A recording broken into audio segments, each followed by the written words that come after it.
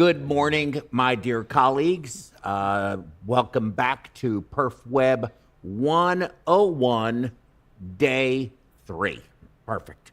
Here again with my good friend, Dr. Samir, who is now a licensed cardiovascular perfusionist in the state of Texas. Congratulations. One of the hardest states to get. And he's going to do a case with me tomorrow at St. Luke's. It's going to be an AVR, and the patient is known to have some issues, heart failure, excess volume, inflammatory kind of stuff going on. So we are going to be putting him on pump, and we're going to do zero balance ultrafiltration with a bicarb-based physiologic fluid. Are we assuming his kidneys? We're going to use likely the next stage fluid. His kidneys are fine. Nothing wrong with his kidneys.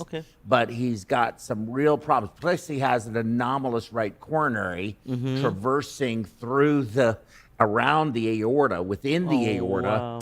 And so they're going to have to take that down and fix that after they do their aortotomy for the aortic valve. They're going to try to fix it from the inside and correct that to make sure we don't have any ischemia. But he's also got AI, so we are going to have to arrest him retrograde. And as soon as we start the retrograde, he's going to open the aorta and inspect the right and left coronary ostia that he can see to make sure the plege is coming through. We're going to give a full dose that way, and then we're going to give a secondary dose down each coronary, and then we're going to continue to do the case with direct coronary and retrograde. And it should be a very interesting case, I think, because we're going to do at least, I would say, for an AVR, I could probably get a good 6 to 8 liters of CVVH done. And try and clear out all of the inflammatory mediators, especially the TNF alpha, anything that is going to be myocardially depressing, or depressing to the myocardium. And you watch that heart bounce off pump. I'm excited for it. Those inflammatory mediators will over time reset, but there's so much data out there that you will remove the evil humors. The problem that you have with zero balance ultrafiltration is it's not selective. So the body lives in a state of homeostasis, right? Of course, you're a medical school graduate, so I'm not trying to teach you that. I'm just saying it for obvious purposes, right? There's other people besides me listening. Exactly. And I appreciate that. Thank you. But you have pro-inflammatory mediators and anti-inflammatory mediators. Keep the anti-inflammatory mediators, keeping the pro-inflammatory mediators in check. But when you have an inflammatory process, your pro-inflammatory mediators become disproportionately higher. You're no longer in homeostasis. So theoretically, CVVH, or Z-buff, as we call it in the OR, is going to remove both your pro-inflammatory mediators and your anti-inflammatory mediators. But because you have a higher level of pro-inflammatory mediators, you're going to remove those at a higher rate. Therefore, you're removing both one more, and you get them to where they're reset.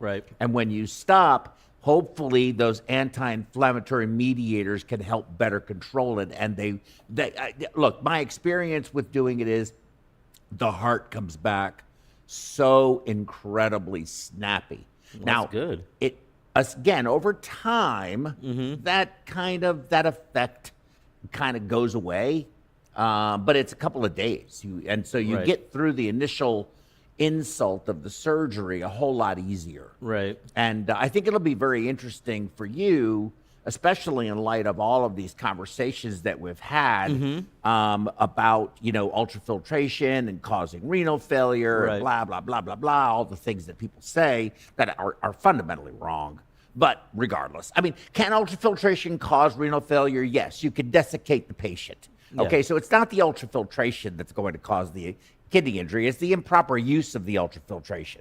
Does cardiopulmonary bypass cause AKI? Yes, on its own merit, it does. But we can do things to mitigate it, and we can do things to make it worse. Right. So, what you have to use the stuff you're using correctly, okay? I mean, and again, that's all of medicine. It's not just... Well, it's just part of my whole issue with this whole You have a patient with a argument. fever, you don't give them, you give them more than 1,000 milligrams of acetaminophen, it's going to start creating a problem you possibly hurt the liver. Sure, right. So, but giving the patient, 500 of Tylenol or acetaminophen is appropriate. Absolutely. And actually, we gave a patient last night, our ECMO patient at Luke's, we gave that patient 1,000 of Tylenol.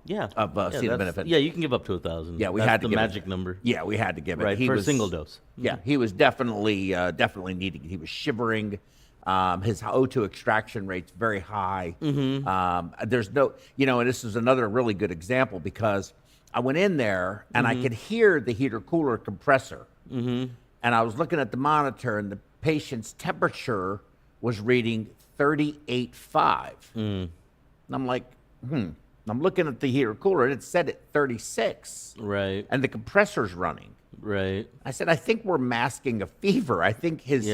So finally we got blood cultures. They restarted the antibiotics and... we gave him some Toradol. We did a whole bunch of different things. Right. And hopefully this guy is going to settle down a little bit. But his O2 extraction was very high. His PO2 coming back, coming into the ECMO, the pre-oxygenator, PO2 was 32. Wow, that is a lot of extraction. Yeah, very low. Yeah, very low. And the dude's super hyperdynamic. Right. And so we're flowing 4.5 liters, and his cardiac output, I think he's going septic, but his cardiac output was like 6. It's got to be at least 10. How's his kidney? It's got to be at least 10. He's still peeing. He's still peeing. Good. Okay. He's still peeing. That's he's still peeing. As long as he stays peeing, you'll be okay. Yeah, we started some Esmolol to try and chill him out a little bit. Yeah, it's been a challenge for him. But anyway, with all of that said, let me get through our housekeeping notes here. Good morning, everybody, by the way. Contact us at contact@perfusioneducation.com. Right there, you see it? Okay, I like that. Because right is left and left is right. Yeah, so you have to try to remember that. It's it's all backwards. Send us an email. Do whatever. For whatever reason you want to send us one. All right. Call us. That is going to be used today. Believe it or not, I know with absolute certainty that phone is going to ring today. Once. Wow. I'd like it to ring twice, but once I know it's going to ring. Okay, so there's our telephone number. For those of you that may not be watching, but listening, 832-239-5358. 832-239-5358 if you would like to be live on the air. We ask, however, should you call in, please identify who you are. Please tell us who you are, what you do, where you're from. I mean, the fundamentals that we're going to have, right? It would be very appreciated. The Chiron at the bottom is going to be there throughout the day. It comes on, it goes off, it comes on, it goes off. But you can find all of our information there that I just gave you. And if you would please, I don't care if you're on the YouTubes, I don't care if you're on the Face Spaces, I don't care if you're on the XYZs, I don't care what platform, social media you're using. If you would please be so kind as to like us, follow us, share us, or whatever other things you can do with social media, because it would be hugely helpful to me. It would mean a lot, and it would help us a great deal. The MediWeb app. You can go to the Apple Store, Google Play. I'm only going to say this. It's a really good app. We put a lot of effort into it. It is validated. It is accurate. And we continue to add to it. It's cheap. It's $2.99. I think it's a very useful tool compared to the others that may be out there. and we're going to continue to make it better. So if you get it, let us know what you think. Let us know if something you'd like to see added that you would benefit you in your practice. It would be tremendously helpful for me to hear that. PerfWeb podcasts, you can go to whatever podcast streaming service you want to go over or you want to use. Type in PerfWeb, and you can listen to us at any time that you like, whether it be live or whether it be later with our enduring materials. And David, is it going to be possible for you, before I go to the next thing, is it going to be possible for you to just use that picture and not necessarily that page? The whole bio page, you mean? Yeah. You have it? Good. Yeah, just very quick. Yeah, that's good. Perfect. Thank you so much. That is absolutely perfect. It's beautiful. I can't thank you enough. I appreciate that. Okay. So with all of that said, our today is the day that we do what I kind of enjoy, and it's a new thing we're doing with the programming and seeing how it goes, which is we do several lectures, and then we have a period of time where we essentially just freestyle, discuss all of the content of the previous discussions and maybe even some of the implications of those previous discussions. And it's also possible for us to change the topic entirely depending on where the conversation takes us. Because I do know today there are some things that I really want to talk about our sessions that we've had this week.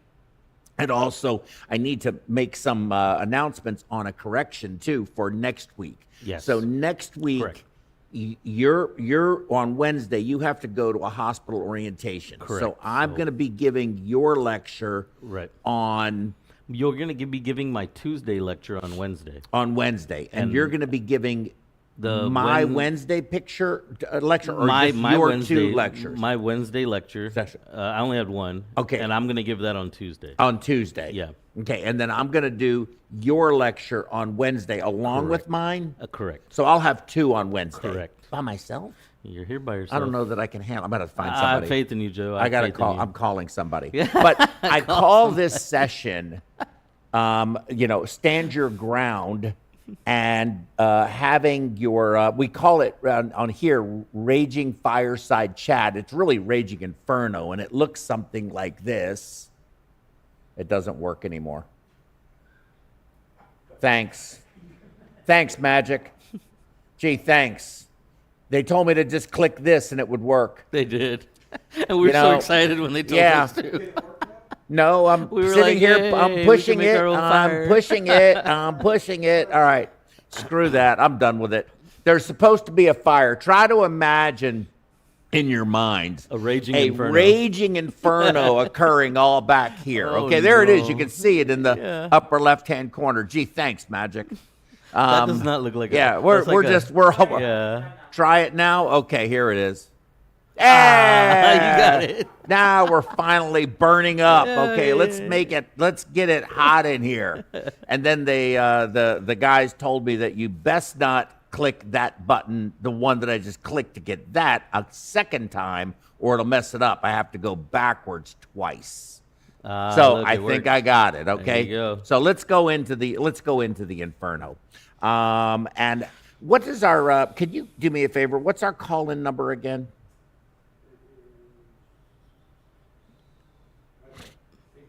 832-239-5358. And I'm going to have, please call in 15 to 20 minutes. There. All right, there. So I know it's going to ring this one time. And we're going to be bringing in Mercedes Engelhardt, who is a new member of the American Board of Cardiovascular Perfusion Board of Directors. Not Board of Directors. She's not on the Board of Directors. Is she on the Board of Directors? No. I don't, what does it say there? What is she in? I think I messed it up. She's on that page, but I don't. Mm-hmm. Let me pull it up. Hold on a second. Thanks. Talk. Why don't you talk for a minute? Say something. So yeah, hi. Exactly. So yeah, basically yeah, we're gonna have Mercedes call in. Yeah, Board she of is on the directors. board She of is on the board of directors. directors. See? Okay, good. I got Yeah. it right. Thank you. You did have it right. right. She got it. I told on the you board. she's on that page. Yeah, I'm going to be real interested to introduce Yeah. her to y'all because she's a very interesting person. But she's been trying for 11 years to get on the board. I stopped trying. Really? Yeah, I could never get. Dude, are you kidding me? No. Nobody's gonna vote me in office. I mean, I'm too Trumpian. There's no way that's gonna happen. They don't want to hear from that. Nobody's gonna want me on any of those panels. Although, No good can come from that. oh no, I think a lot of good would come Well, from yeah, it, but they see? don't want it. Then try. They don't want it. We've gone into, here's going to be our first Inferno topic. Okay, it's not even going to be about our lectures, and that is the way our society has gone to such an incredibly touchy-feely, sensitive sort of dynamic. I mean, you practiced medicine in India, so I don't believe India has yet caught up with the United States not even close. in its desire to be inclusive. Oh God, no. I think it's very different there, kind of like it used to be here in the United States, Yeah, where if you weren't good enough, you just weren't good enough. No, yeah. And now that's not the case. Yeah. You don't have to be the best anymore because everybody's equal, and and they're not. No, they're not. We don't do necessarily a great job policing ourselves. So Especially if you're told you're good at every single day, then how do you get better? I don't know. I mean, what's your view on that? You've worked both places, so I've worked both places. I've lived... know Indian culture and American culture really, really well because you've lived both places for extended periods of time. Yes. So you practiced medicine in India. I did, and I lived there about 8 years, so it was long enough to form quite an opinion. I feel that, well, first off, as you said, India is nowhere near becoming even close to the way that we feel we have to be politically correct in this country. PC culture is so big now, but India doesn't give a shit. You can still, see, now I have to say we can still call them overweight people, but India will still call you fat. Yeah. To your face. They Yeah. don't care. Like, this is not a thing. Like, if you're overweight, like, see, I'm overweight. Like, Joe just told me right before we started, I need to lose some weight. You do. See? So if this was India, they'd be like, you're fat. Lose some weight, fatty. Like, you can still do that over there. You know what I mean? But here in this country, like, you told me because you love me, and that's good. Thank you. Sure. But other people won't tell me that, I didn't do it because I loved you. I did it because you're an investment. See, there you go. My mic? What's the problem? What's wrong? Hello? They can hear you about far away. I mean, Okay. no, I'm not doing anything. It's all I do is ever get blamed for shit. I didn't do anything wrong. I just had the damn thing on. Always breaking something. Why it is? Can't even go one show without breaking something. I'm constantly blamed for everything. I know. Did you ever notice that? I've noticed that. Yeah. Are you leaning on a cord? No, it's it's right here. It's like, how could I be leaning on a cord? So anyway, when I went through training for perfusion, because you just graduated from perfusion training. Okay? Correct. You do medical school, you do residency, you do your fellowship, then you work at a stroke clinic, and then you come here and you end up becoming a perfusionist because you didn't want to have to go through another residency at your age, and I don't blame you. Yeah. Though if you ever decide you want to do that, let me know. I'll help you. And because I think you're really, really just you're the kind of people we need in medicine, frankly.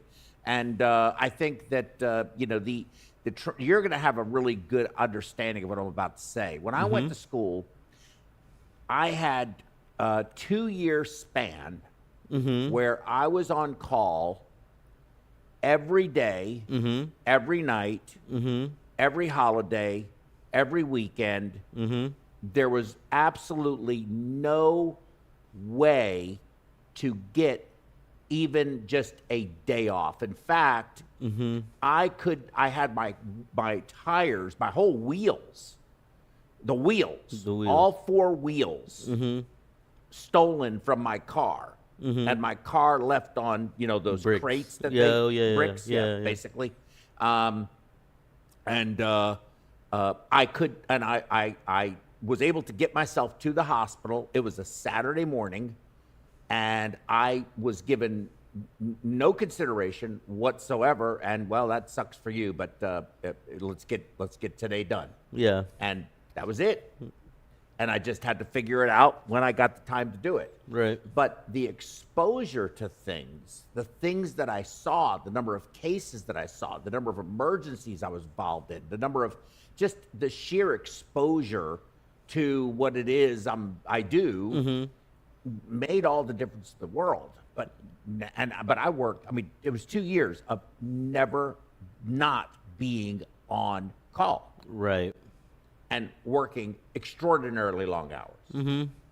You don't see that anymore. That used to be cardiac fellowships. Right. They were like that. Yeah. Before all this hours restriction crap came along. And so if the way we learn is by exposure, don't you think that reducing the amount of things you're exposed to because of time has gone too far, and it's making the training less effective, putting out people with less experience than they should have when they first graduate from perfusion school.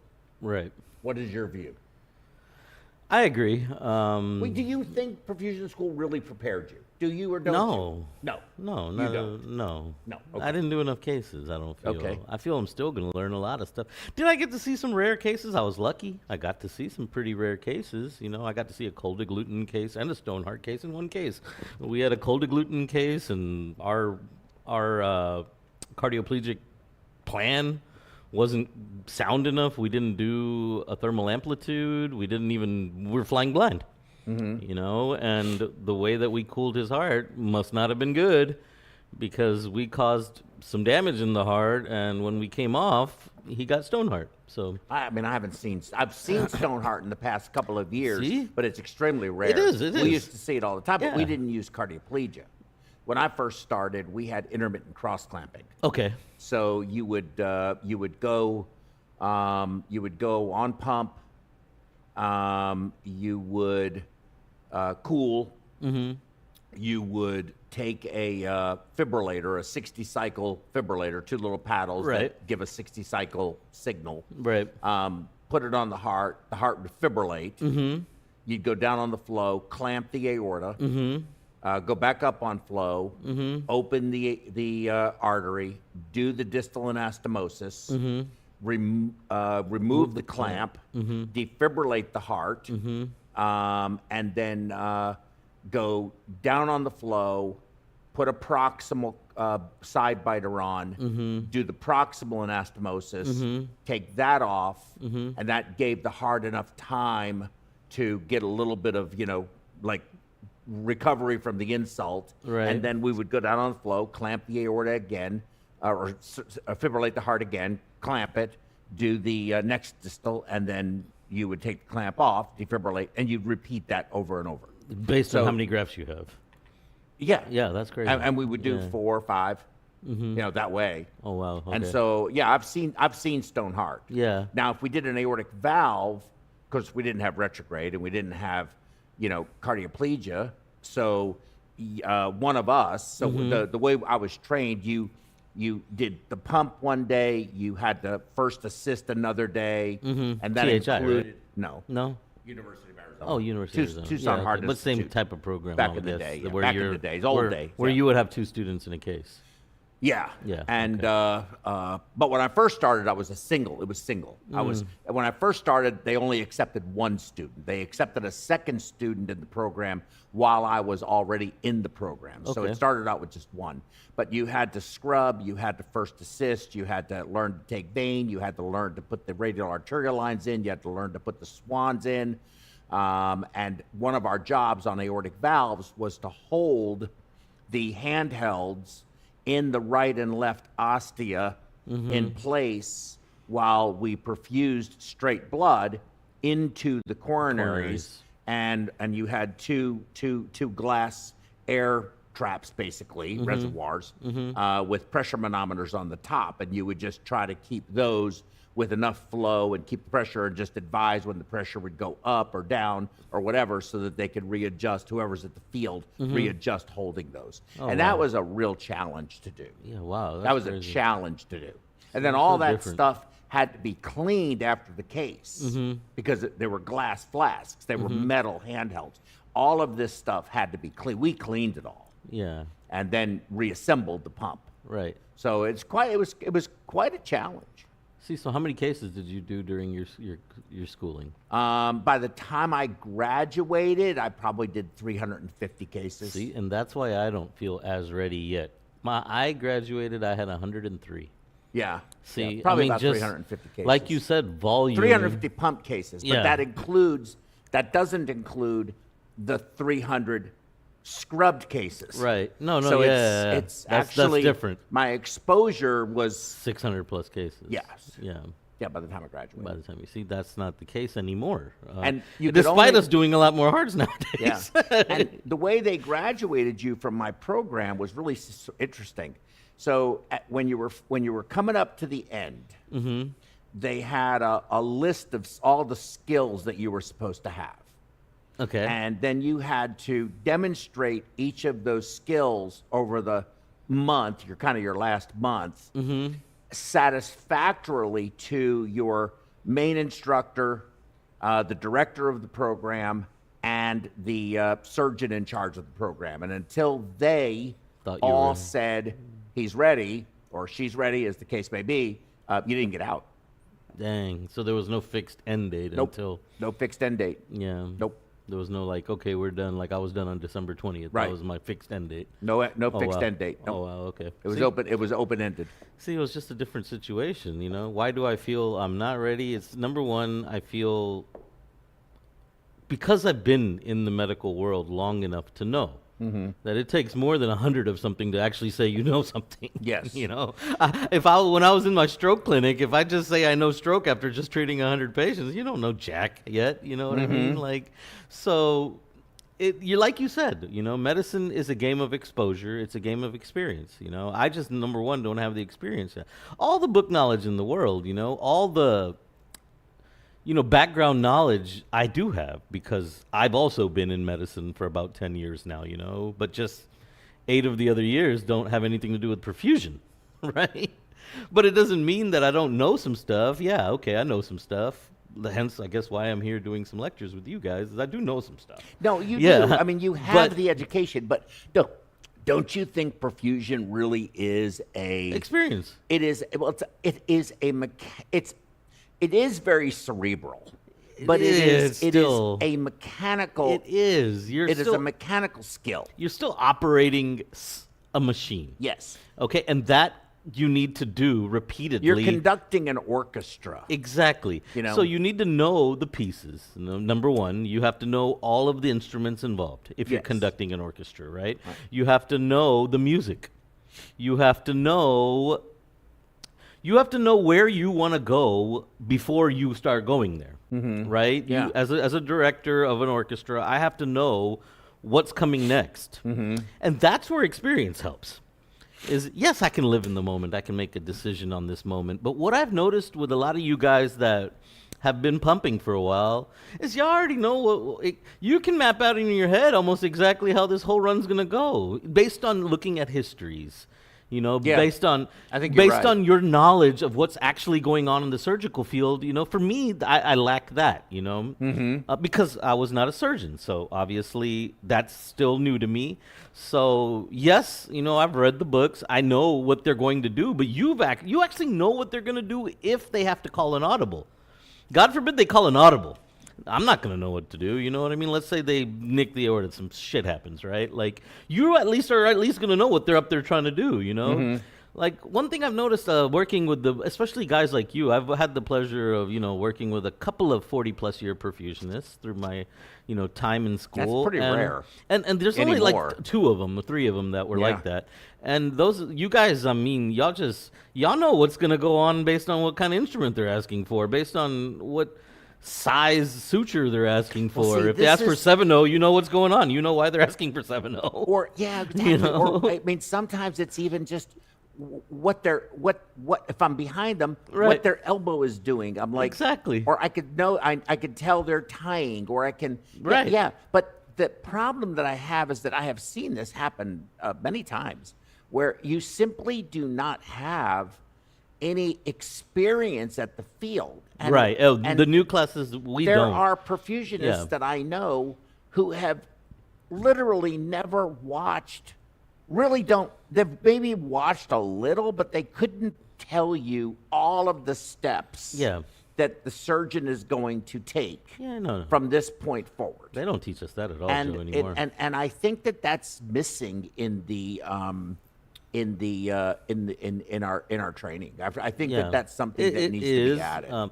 They teach us bits and pieces, you know what I mean? Like why they put partials on and this and that. Like we know stuff like that. Yes. But we still don't know the roadmap of what each step is entailing, Unless you take it upon yourself to go on YouTube and watch a cabbage video, then that's about all the exposure you're going to get. Even that. Well, no, I think for me, what I would like to see is for us as an organization to start creating opportunities for basically assigning people the task of watching the operation from start to finish. And that would be amazing. Learn it. Yeah. Watch it. Learn it. It makes your life easy. Understand what it is they're doing. Watch up. Don't go back there at all. Don't even talk to the perfusionist. Right. Stay right here. Watch. Listen to the communication. See what they're doing while they're doing be this. At like the head with like anesthesia. Just exactly. Don't be in their way, obviously, but no, get in their way. Get in their way all they want. Usually when we're clamped, they don't got much to do. You got nothing but time. They're nothing but obstructionists. Just get in their way. I couldn't care less. Are you kidding me? So yesterday, over the past few days, we've discussed a number of things. Some of those things. Here it is. I know who this is going to be. I know who this is. Hello. Hi, Joe. It's Mercedes. This is Mercedes Engelhardt. There you go. So Mercedes, I was just going over with Samir a little about, some tangential issues about perfusion, which I think you're going to be able to contribute to as well. But I had just mentioned to the audience and everyone that over the past couple of days, we have discussed a variety of topics to include organ availability, normothermic regional perfusion for DCD, xenotransplantation, all these kinds of things, organ preservation techniques, the transmedics, heart in a box thing, the whole thing. I talked to you yesterday and asked you to join us because I feel you come at this from a very unique perspective. Now, I'd like to, if I may, introduce you since you're new to our program here. But Mercedes is a perfusionist of probably you're at 15. How many years? 15 21. years. 21 years. 21 Holy years. mackerel! I 22. stole time from you. Good Lord, forgive me. But you graduated actually from Northwestern or Midwestern University with a master's. Midwestern, yep. Midwestern, I'm the first graduating class from Midwestern. Right, Midwestern with a master's in cardiovascular science. You've been a certified clinical perfusionist since 2004, and you have an MBA in healthcare management that you received in 2013 and are currently on PhD track, candidate for public health, community health promotion. I think all of that is really, really remarkable. And you work for us, Houston Extracorporeal Technologies, in the Memorial Hermann Southeast Texas hospital. I want to welcome you to our program. But, what I know about Mercedes is that, thank you. Mercedes had tried, I believe, for 11 years to become a member of the American board. She has recently been voted, won the election to be a board member, which I think was much deserved. You have so much enthusiasm, but you're also a very, I would think, well-rounded and experienced person, and you're also a person of incredible faith.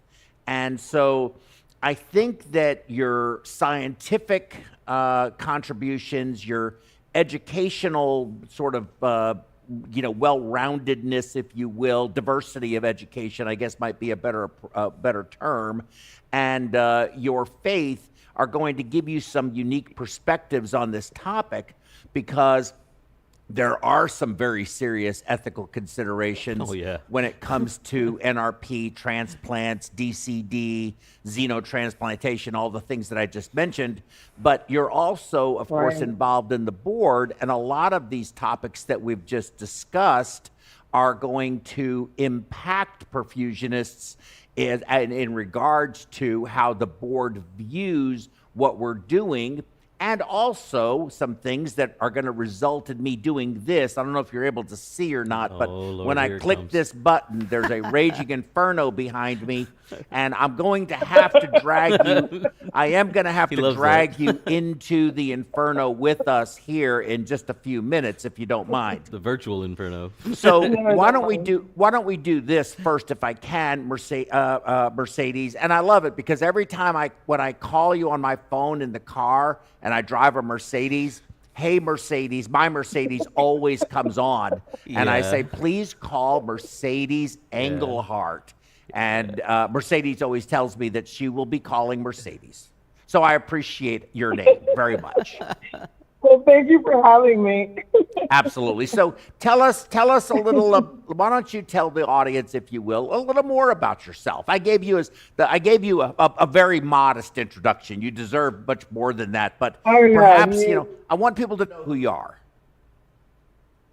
Well, thank you. I'm very humbled by your introduction, by the way. Also, I really admire you, Joe. So, I'm very passionate about perfusion. I will say I kind of fell onto the profession. I thought back then at a younger age by accident, but it was fate, I think. My hematology professor at Texas Tech is the one that introduced it to me. I was applying to med school at the time, and he suggested I look into the field. And when I went to go observe a case, I just fell in love with perfusion. So I can say I have a love affair with our profession. And so from that perspective, I moved on. I liked the science of it. But as I moved along in my faith, my personal faith of Christianity, and my career, I found that the reason why I fell upon the profession of perfusion wasn't by accident. I feel like God placed me there to work as his vessel, and to work through me, to provide great care to patients. So I really take the type of care and the ethics of the care I deliver to high regard, because I feel like I answer to a greater power, and that it's not for my benefit or for my praise, but it's for God. So that's my perspective on how I approach my career. In terms of perfusion, I think that if we just look at the historical progression of perfusion, we've come such a long way, right? We came from bubble oxygenators, and just the technology of the profession itself continues to evolve. And then, we've now progressed on and moved on to these new type of technologies, ex vivo, heart in a box, even ECMO in itself, different types of circuits. The circuits itself have gone through an evolution. I remember when I first graduated perfusion school, I remember the smaller circuit. I remember that ideology of smaller circuits coming into play. Mm-hmm. And so I've seen perfusion kind of go into different directions. I think we should all welcome it. I think that technology and advancements, I think they all benefit us. I think we spoke yesterday about the fact that our group is so small, right? There's 5,000. The group of perfusionists in the United States, we're such a small group. It can seem insignificant, but I think what we do is very significant. We're kind of like the unsung heroes. We're the quiet people in the corner that don't get the recognition that we deserve. But we do it for the love of it, right? So They don't even know what we do. I think that, yeah, they don't even know what we do. I think one time I had to present in front of the North Carolina Assembly because there was a bill that was coming up in North Carolina. I was the chair on the North Carolina Medical Board at this time for the Perfusion Advisory Committee. And there was a bill that came up. They wanted to go away, dismiss our licensure in the state of North Carolina. And the way they snuck the bill in, that was found by accident, was that they lumped us in with graveyard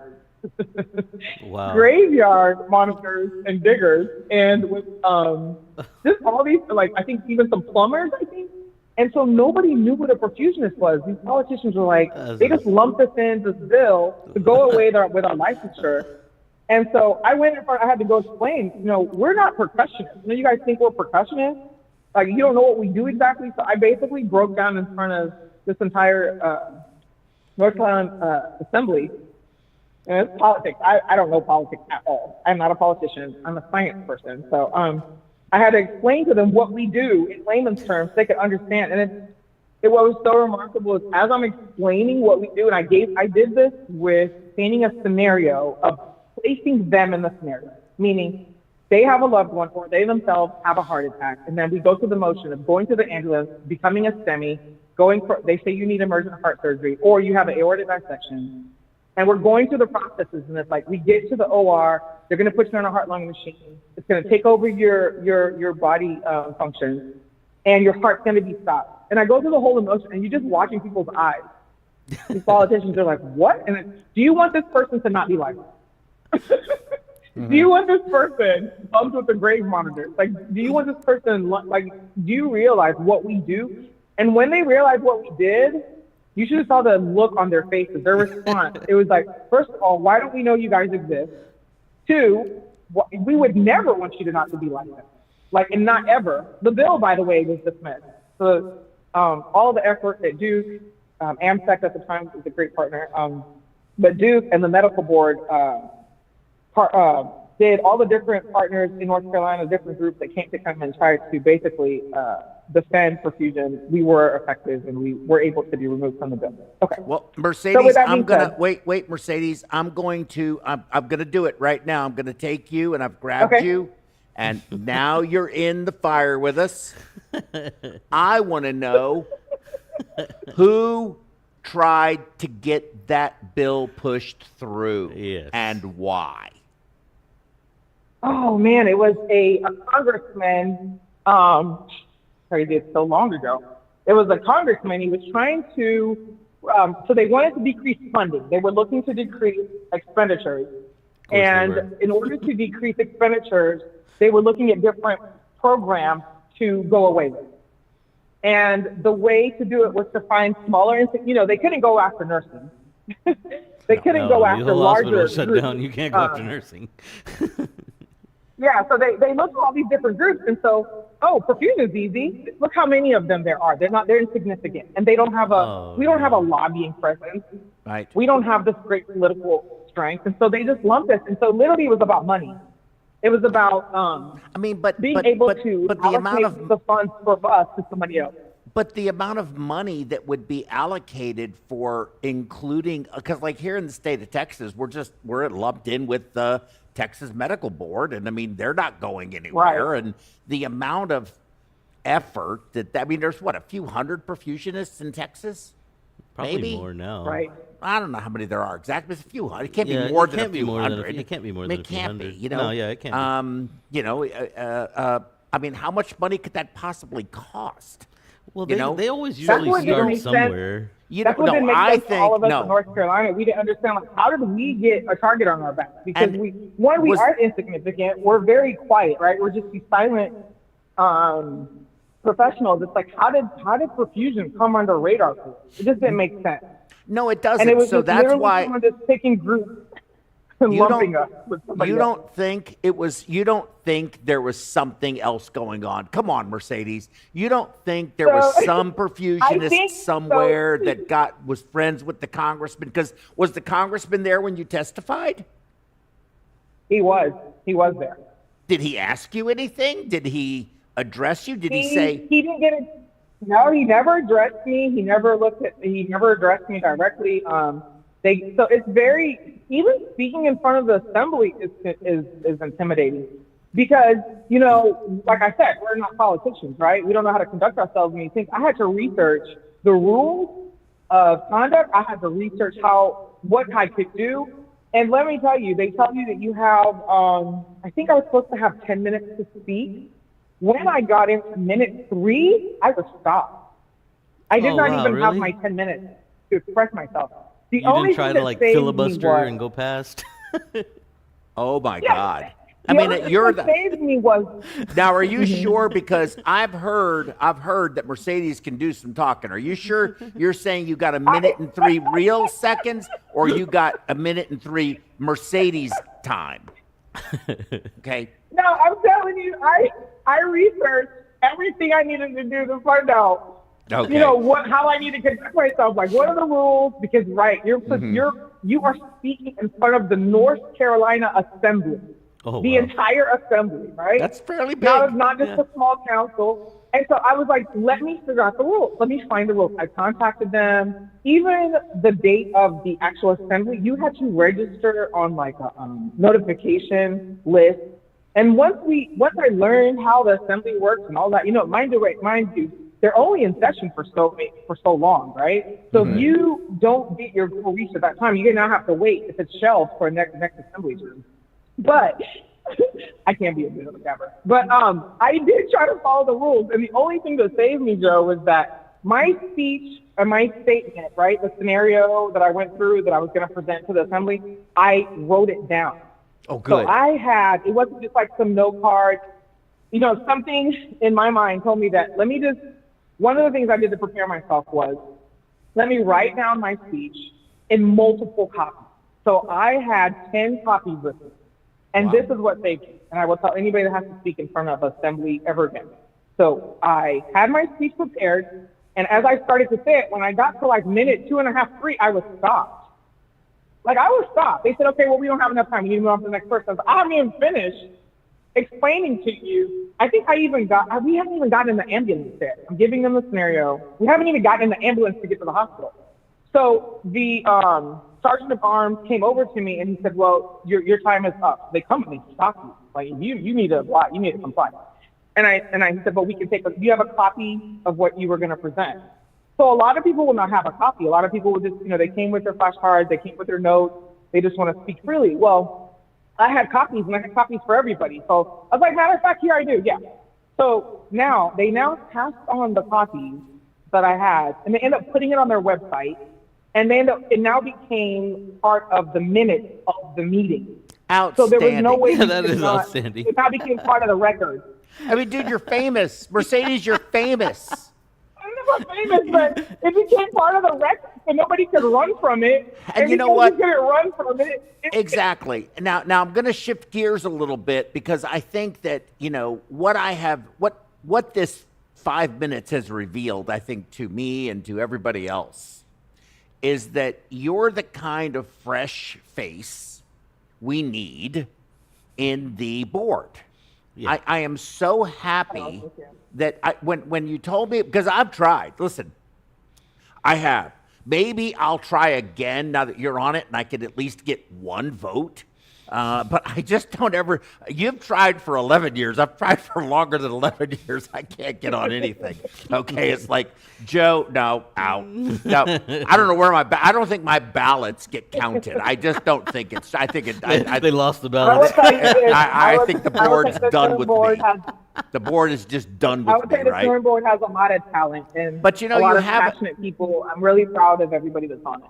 Yeah, and you have a new board now, and it's also in a new location. It's in Wisconsin. It's no longer in Hattiesburg, Mississippi. So much has changed. I mean, so very much. But listen, on NRP, and I want to make sure that I am correct on this, but I've got to tell I want to make sure my audience is aware. NRP cases count as a primary perfusion case. Is that correct? I believe so. We're looking at that, but I believe so. Okay. That's something They that's do according up for to the assessment, but I latest believe document that I saw. Okay, it's good. a category 6 or something like that, but it's still primary It's a perfusion. category, It's yeah. primary perfusion. Yeah. Yeah. We want So to primary look at perfusion, that. correct.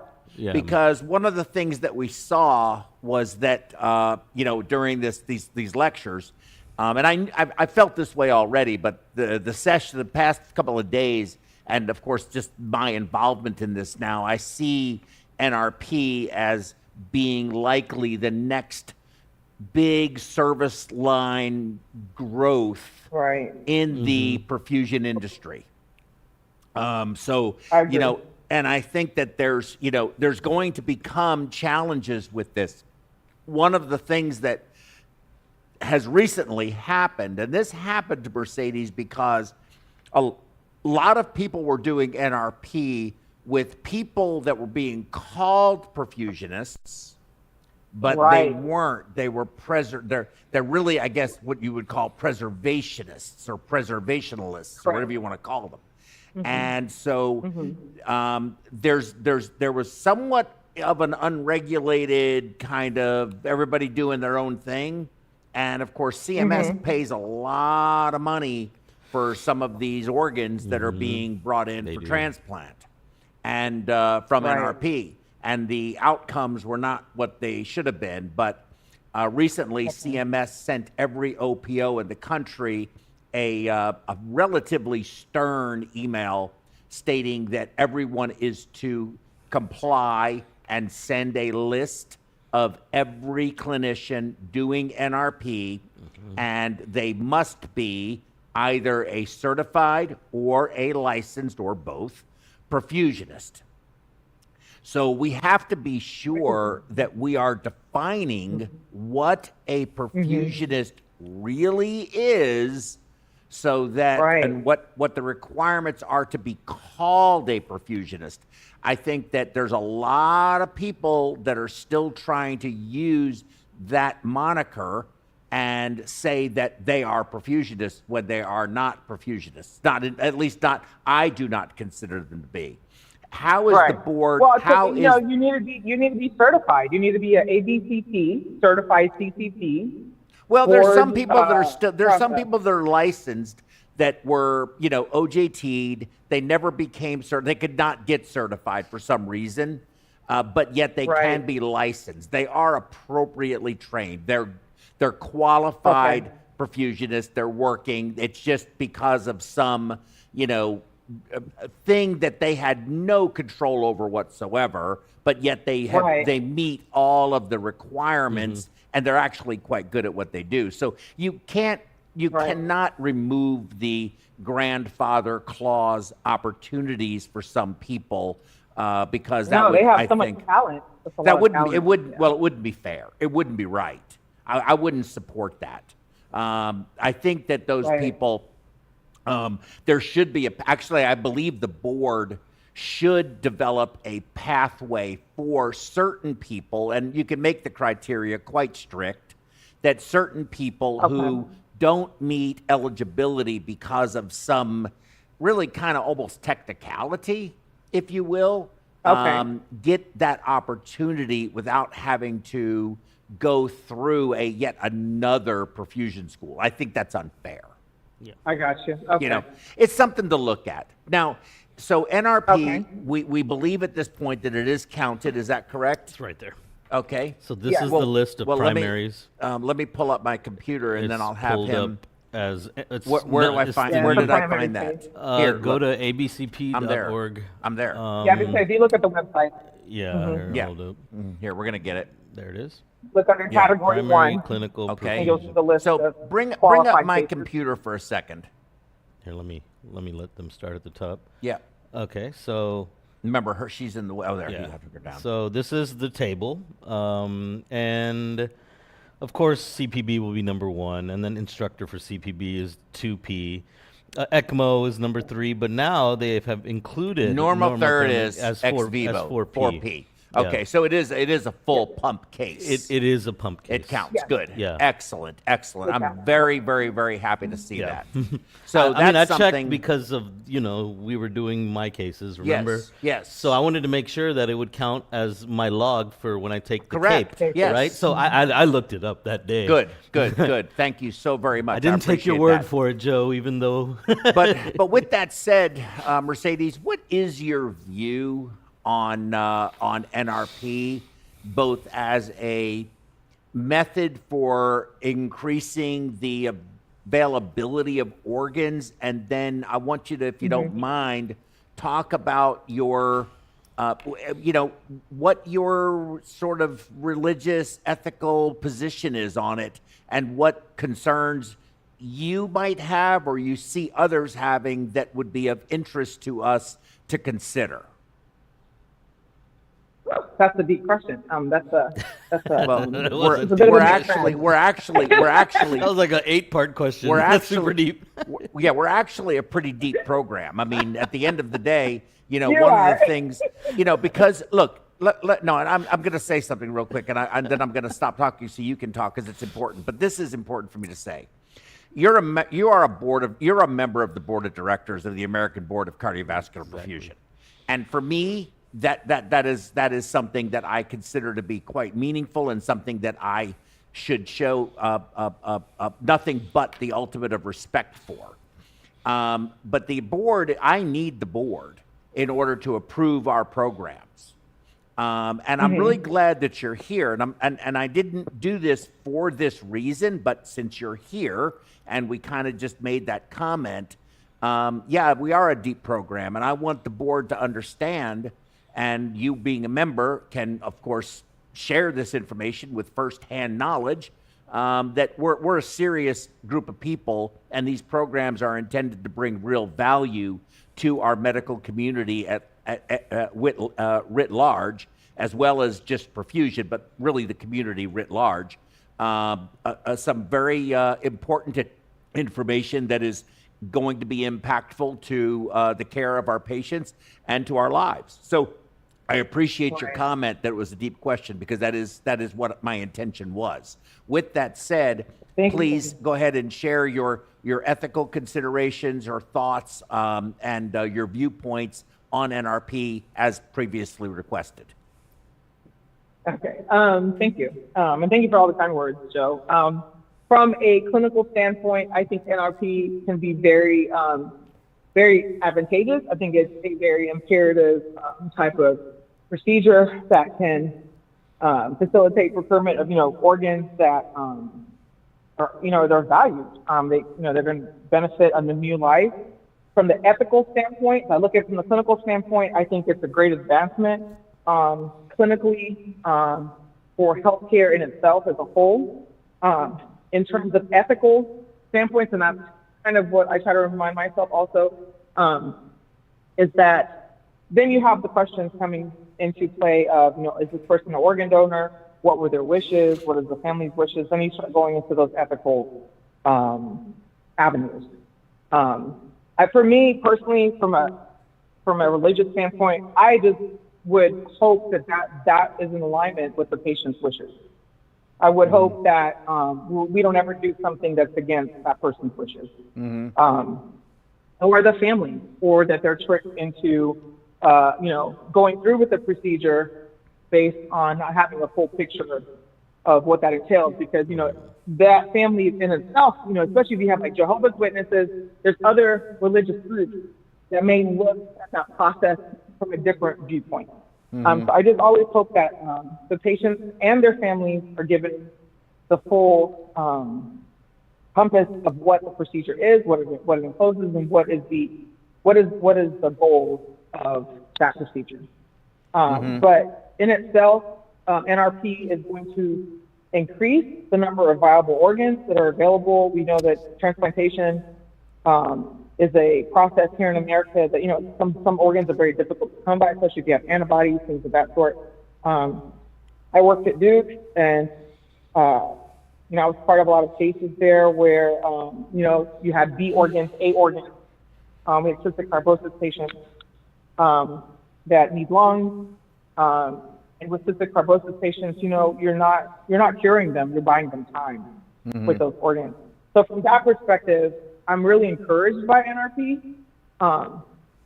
If it's going to be able to, secure organs for people that are in desperate need of them. I have a personal story of a cystic fibrosis patient family that I was really close with. And so I saw that patient go through multiple lung transplants. And so, and I was also there when we withdrew care. So I have those personal stories. But I just think, once again, we just have to come back to regulating it. I think that if we're going to do something, it needs to be done well. It needs to be done with protocols. I am a policy person. I'm very much a policy person. And so I just think we need to have parameters in place to make sure that NRP and all of these different services are provided optimally and that they're done correctly. So it's not something just created. So let me ask you this, if I can. That's very thoughtful. I appreciate that. And if you just have a question, just pipe it out, okay? I mean, just take over. I mean, Joe, I'm not shy. Because neither am I, and I tend to monopolize a lot. So you're good. You just got to shut me up sometimes. Just tell me shut up. Yeah. Pipe it down. Yeah, exactly. So that brings up something very interesting. Let us hypothetically say there was a Jehovah's Witness patient that was in the ICU, and they don't meet brain death criteria, but everyone wants to withdraw care from this person and allow them to pass.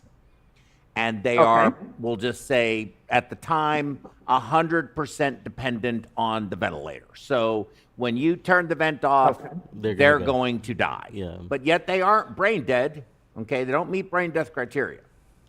So I know that there are a lot of people that view that as very challenging, because if they're not dead, you're going to basically take away, like, is this different than taking someone who can breathe on their own and just suffocating? Right, but if you leave them, then they're not gonna have any quality of life, right? Exactly. What did she say? They're not going to have any quality of life, and I was going to throw that out there. No, that is true. That is true. And they're suffering, and so for me, it's like I hate. Is I that hate seeing that's patients for us? suffer. But what does the person think?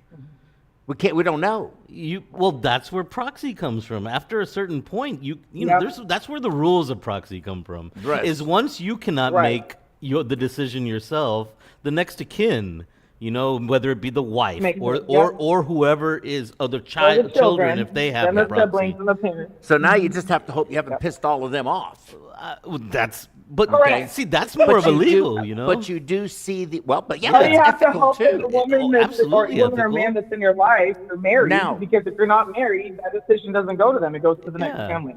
That's right. Now, let's hypothetically say this person, of course, is a Jehovah's Witness. Right. So we got past the first hurdle. We're going to get them to the OR, and they're going to die. They die. Now, we're going to open them up, but their crit's low, and we need these organs. So you're going to transfuse a Jehovah's Witness patient? No. Wait. Time out. Everybody stop. Let Joe finish. Let Joe finish, please, and then we'll go on, okay? Hold on. I can see where this is going to go. I'll go there now. We're going to the fire. Goats, screaming and everything. All right. By the time we touch that patient, they're dead. They aren't a patient. It is a corpse. Yep. They're dead. But they and their loved ones still have beliefs. Now, they may not have them no more, but they're next of kin, whether it's their children or their wives. But they're not there because they're dead. The soul is gone. According to who? Right. But when does your soul leave? And if you clamp out the brain, it depends on where you believe the soul resides. Does the soul reside in the heart? If it does, then every time you transplant your heart to somebody else, they become you. Now they have two souls. That's not possible. Joe, that's like you're like that's too deep. See, like no, it's not. It's a legitimate question I've actually studied. I've actually read a lot of books on this. I find it very intriguing. I will say that people that get heart transplants, they they will report that sometimes they'll have similar cravings as that person. I've heard They'll that have, too. Oh, like, I've heard that similar- too. I've Heard that too. I have heard that too. Yes, I But have. is that I've the heard s- dreams, Is Joe, that the dreams. soul, or is that is that I think it's- I think it's just chimerism? physiology. I don't think that's the soul. I mean, think it's the just it- physiology. actual Yeah, word it's "a soul. soul," Joe, is a religious word. Yes, you but have is it to understand is it, that, but right? So is it? So what is it? Is it? Why do they have those cravings? Is it chimerism? Does your DNA get altered with this different DNA there? Well, probably. We I just mean, don't. we don't know. You I introduce don't new think so. Let DNA me throw to one an part out there. organism You that guys didn't have do it. remember, you do know that when a plane crashes, they don't say 9 people suffered. They say we lost 9 souls. That is correct. Exactly. Well, I've been on a plane when I've had an emergency as the pilot, and I had to declare an emergency, and they asked me right then on the radio, how many souls on board? Yep. How many souls on you go. board? It's just me. Oh, we don't me. care about And I'm you going then. down. Well, we'll send somebody later. You'll be fine. Joe's fine. Land That's in the that guy, field. Joe. Land in the No, field. but There's in plenty all of field. seriousness, I would not, and it would be very challenging for me. I do not like to do Jehovah's Witnesses cases. I have only had it happen to me once, but it did happen once where I sat An there. NRP? No, it wasn't NRP. No, this is a regular case. Jehovah's Witness that I had to just watch die, just sit there and watch them you couldn't transfuse? die because they had a Oh my God. they needed a transfusion. They needed Yeah, you transfusion. couldn't 2 give 'em- units of blood in this patient, 3 units of blood, this patient would have survived. Would have survived, no problem. No problem at all. But this, I sat there and watched man. them die. And it was very unsettling and disconcerting. But ethically, for me, Yeah. this is their wish. I am not about to overrule their wish. That's not my course. role. I'm not God. Right, at least you have Yeah. solace in knowing that you're meeting their wish. Correct. I think you take Exactly. solace in that. It's sad, Well, but, it's like, but this is ethically, what they wanted. I would rather not touch a patient who believes that. I don't want to do those cases.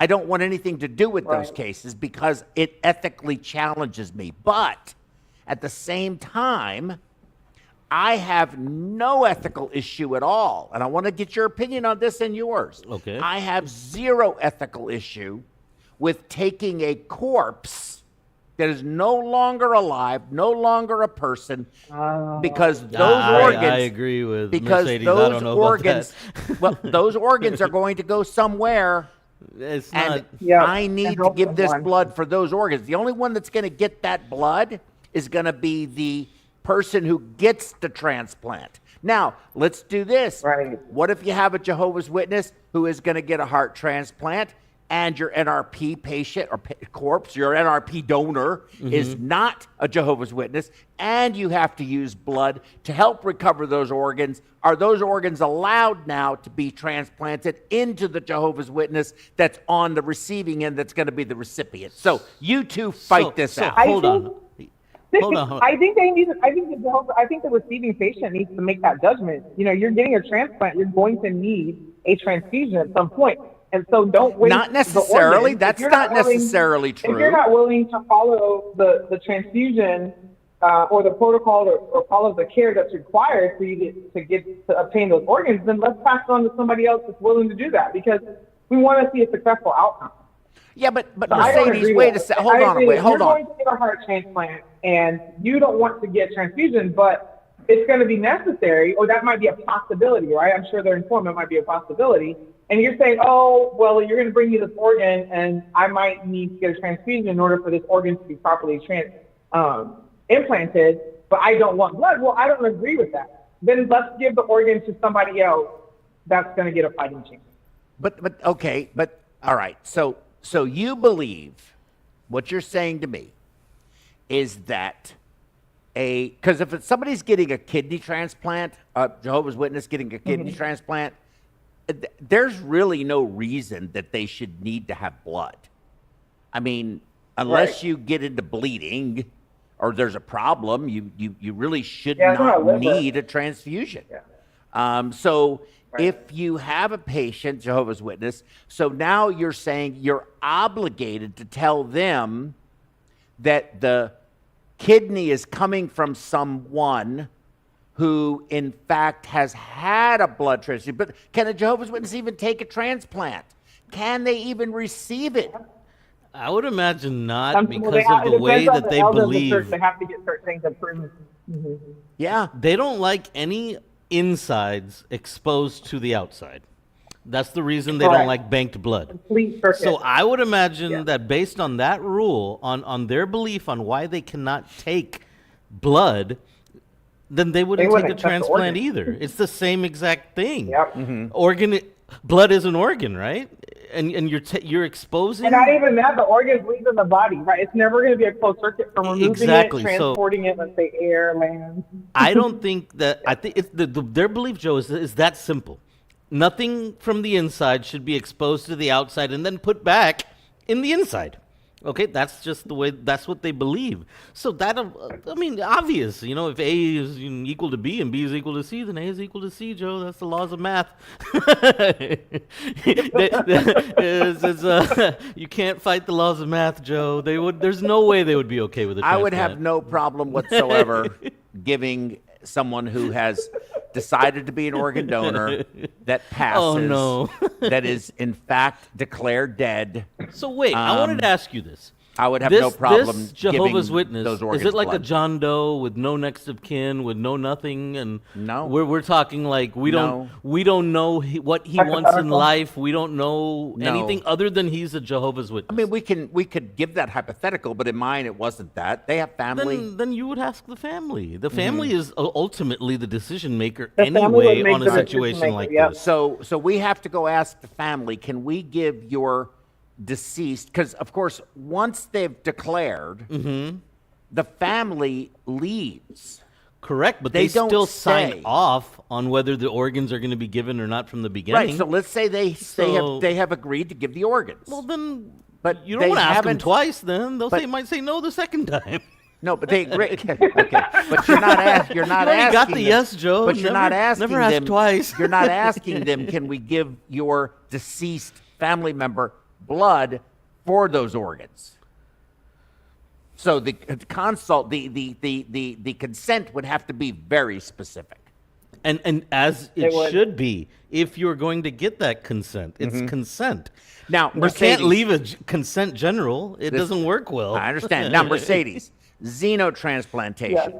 Where are we going to go with that? And then after xenotransplantation, whether or not you see that really as a viable, for example, pig hearts. I know we just recently did a pig heart They did, and it worked- transplant, it and worked. it's working. It worked. I think they died though. They a few did, days they later, died. but it wasn't because of the heart, from what I heard. Yeah, I was Okay. going to say, I don't think we've had a successful long-term, They transplant haven't. was No, that successful. patient died, but again, it wasn't because of the heart, but the patient did die.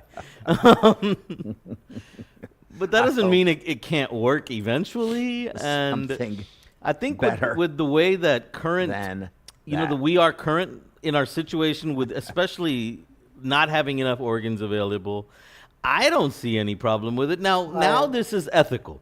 How are we going to acquire said pig heart? Are we just going to go around murdering a bunch of pigs for their hearts? No, you got to grow them. You got to Yeah, a lot of farm free 'em. bacon. Exactly. So But you the gotta animal go rights from 'em. people aren't going to be too happy about No, that. that's what I'm talking about. You know, they're not going to be happy about it. They're going to be downright pissed about it. You know, but they'll eat bacon. You know, Yeah, that's strange. So Strange that is stuff. strange. So with that said, that's true.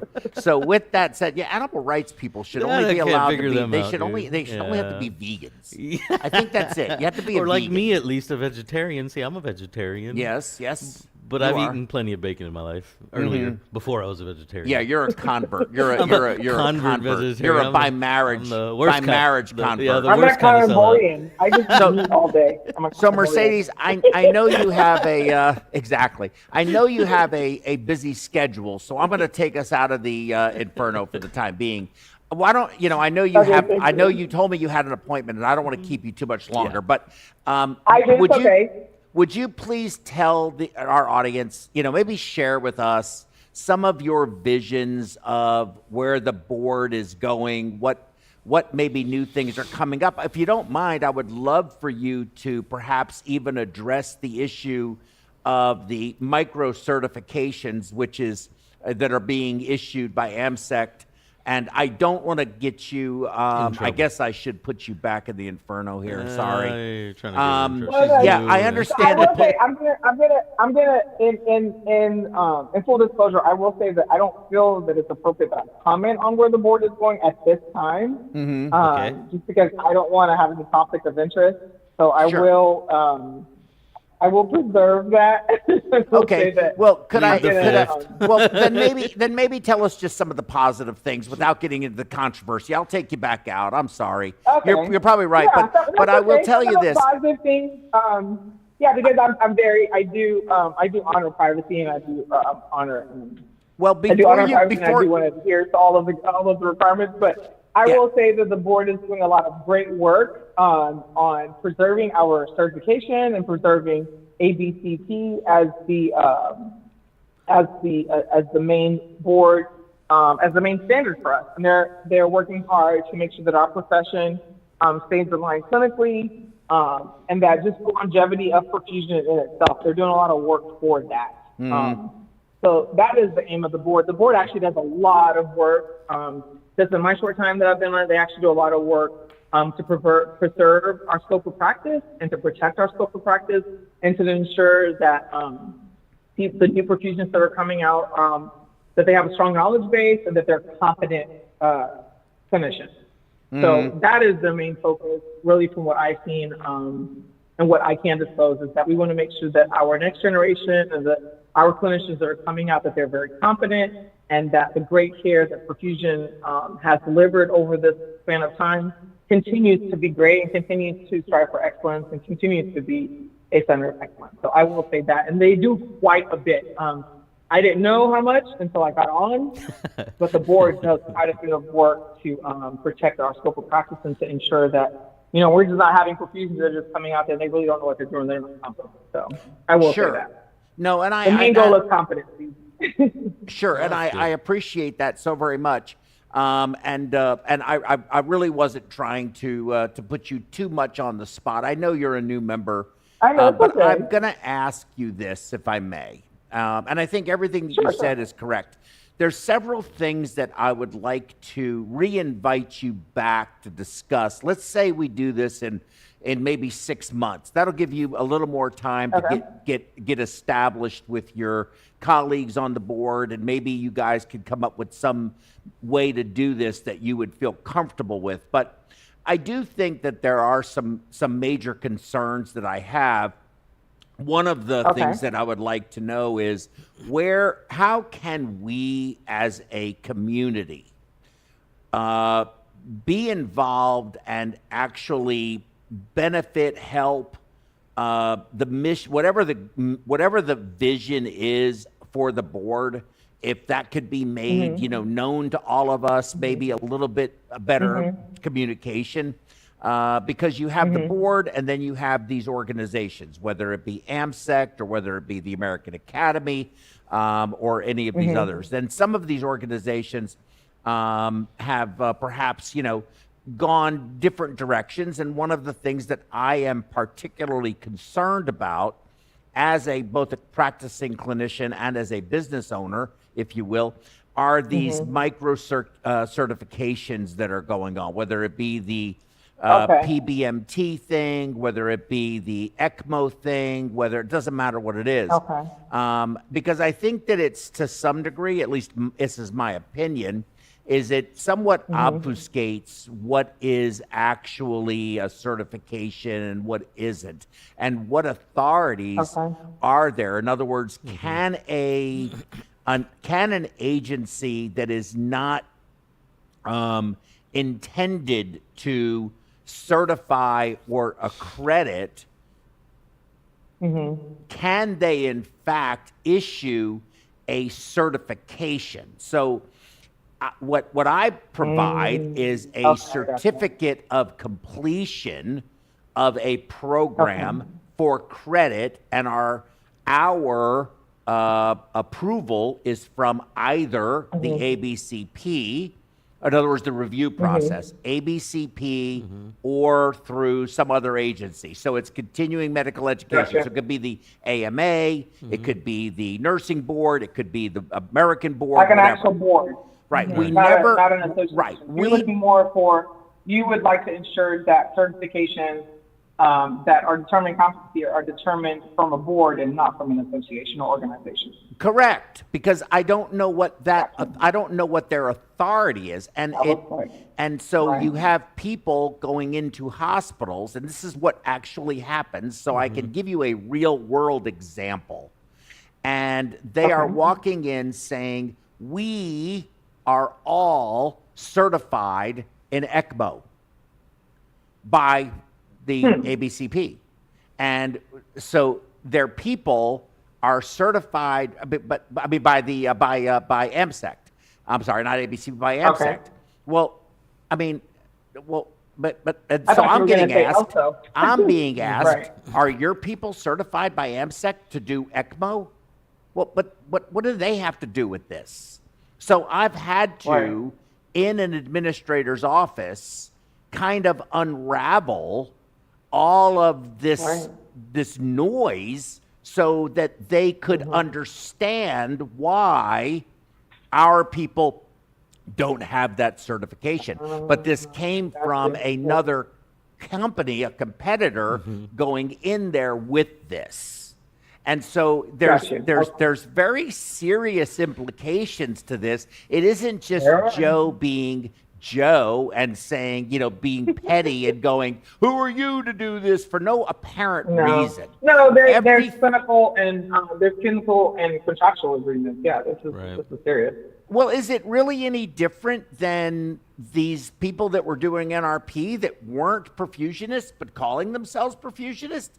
Is it different than that? Because similar. I can tell you, being that I do as much ECMO as I do, and you know how much ECMO I do, I think that I consider myself to be an expert in this, right? You are. And You I are. know that many perfusionists get zero training in school in ECMO. And in fact, you can go an entire career and never see an ECMO. So how can it be that a person who has never seen an ECMO patient get a certification that they are an ECMO specialist or an certified ECMO specialist, and then they can go to a hospital and say, "I can cover your ECMOs for this amount of money, and look, I'm certified." So you understand that this is not a minor issue that I'm just bringing up to be difficult. These are serious issues. I don't think you're the only one either, Joe. I think that nationwide, these are valid concerns that, as a profession, we all have to address. Yeah.